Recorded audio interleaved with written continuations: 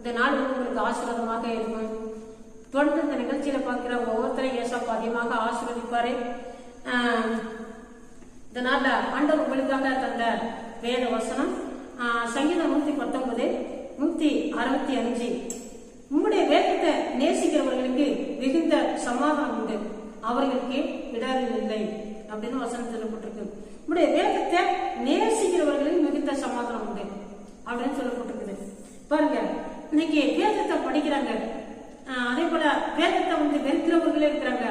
வேத புத்தகம் வேண்டாம்னு சொல்லி இன்னைக்கு அநேக இடங்கள்ல வேதத்தை பார்த்து ஒதுக்கி தூர போடுறவங்களும் உண்டு, தூக்கி ஒளிச்சு வைக்கிறவங்களும் உண்டு. சில குடும்பங்கள இப்ப சிலர் ஒரு குடும்பத்துல ரசிக்கப்பட்டவங்க ஏதாவது சபை கொடுத்துட்டாங்கன்னா அப்ப மற்றவங்க என்னன்னு சொன்னா இந்த வேத புத்தகம் வீட்டுல இருக்கக்கூடாது, இங்க கொண்டு வரக்கூடாது, இங்க படிக்க கூடாது அப்படின்னு தூக்கி ஓரம் கட்டுறவங்க இருக்கிறாங்க.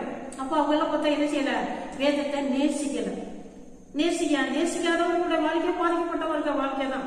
அதே நேரத்துல இன்னும் பாருங்க, இன்னும் சிலர் இருக்கிறாங்க வேதத்தை நேசித்து படிக்க மாட்டாங்க, கடமைக்கு படிப்பாங்க. சிலரு ஏதோ இன்னைக்கு வேதத்தை படிக்கணும் அப்படின்னு சொல்லி சிலரு வெளியில வேலைக்கு போற நேரத்துல அவசரமா எடுத்து 2 வருஷத்தை படிப்பாங்க, அது கடமைக்கு.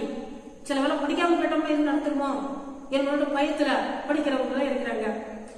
அதே நேரத்துல இன்னும் சிலர் இருக்கிறாங்க சபைக்கு வரப்போற நேரத்துல பார்த்தா அந்த சரியா சபைக்கு வராங்கன்னு நினைக்க போதகர் இன்னைக்கு வேதத்தை படிச்சியான்னு கேட்டுவாரு, பொய் சொல்லாம சொல்லணும்னு சொல்லிட்டு அந்த நேரம் பார்த்து அவசரமா எடுத்து கொஞ்சம் படிச்சுட்டு வரவங்க இருக்கிறாங்க. போதகர் நீங்க வேதத்தை படிச்சீங்களா? படிச்சேன் அப்படின்னு கருத்துக்கிறவங்களே இருக்கிறாங்க. இப்படி பல வகையில வேதத்தை படிக்கிறவங்களே இருக்கிறாங்க.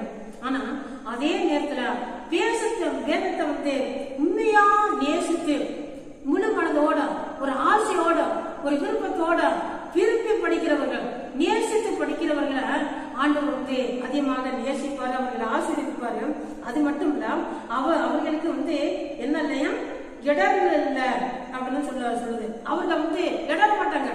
எந்த ஒரு சூழ்நிலையிலையும் ஏதாவது ஒரு கஷ்டமான நிலைமையில வரும்பொழுதோ இடர மாட்டாங்க. ஆண்டவர்கிட்டும் இடையில போக மாட்டாங்க.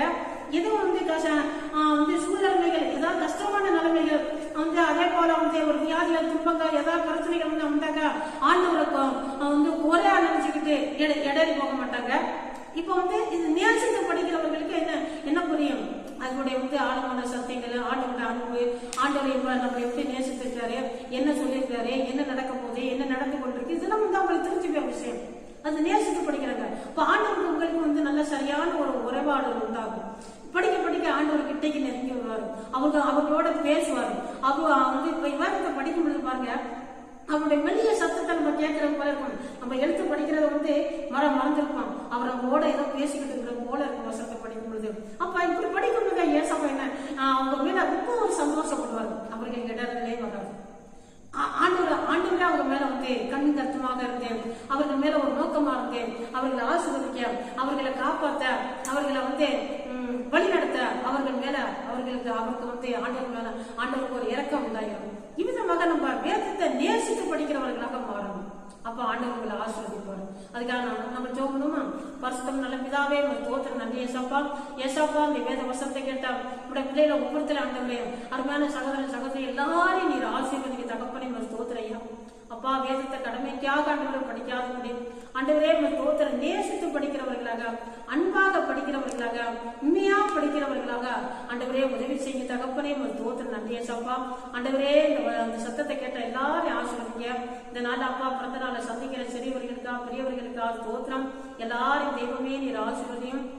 அப்பா திருமண நாளை சந்திக்கிற குடும்பத்தினர்களுக்காக தோத்திரம் அவர்களே தேவன் ஆசீர்வதிங்கப்பா. அப்பா படிக்கிற பிள்ளைகளை ஆசீர்வதிங்க, பிள்ளைகளுக்கு ஞானத்தை கொடுங்க, நல்ல சுகம்படத்தை கொடுங்க ஆண்டவரே தோத்திரம் நன்றியப்பா. அப்பா பரிசுத்தவங்களுக்காக ஊழியக்காரங்களுக்காக ஜெபிக்கிறோம், பலவீனமா இருக்கிறவர்களுக்காக ஜெபிக்கிறோம். உடைய பிள்ளைகள் தேவன் ஆசீர்வதிங்க, நல்ல சுகம்பல ஆரோக்கியத்தினால நிரப்புங்க தகப்பனே தோத்திரம்.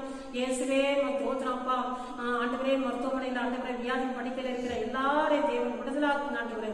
ஏசாப்பா கிரியை செய்யும் எல்லாருக்கும் இந்த நாள் ஆசீர்வாதமா இருக்க உதவி செய்ய, உடைய வேதத்தை நேசிக்க உதவி செய்ய, கடன் பிரச்சனையிலிருந்து ஒவ்வொருத்தரையும் விடுதலாக்குங்க தகப்பனே தோத்திரம். யாரெல்லாம் நோக்கி பார்க்கிறார்களே ஏசாப்பா அத்தனை பேருக்கு நீர் அற்புதங்களை செய்தவர்களை ரட்சி ஆசீர்வதிக்க தகப்பனே தோத்திரம். ஏசு கிறிஸ்து நாமத்தில் ஜெபிக்கிறோம் பரிசுத்தம் நல்ல பிதாவே.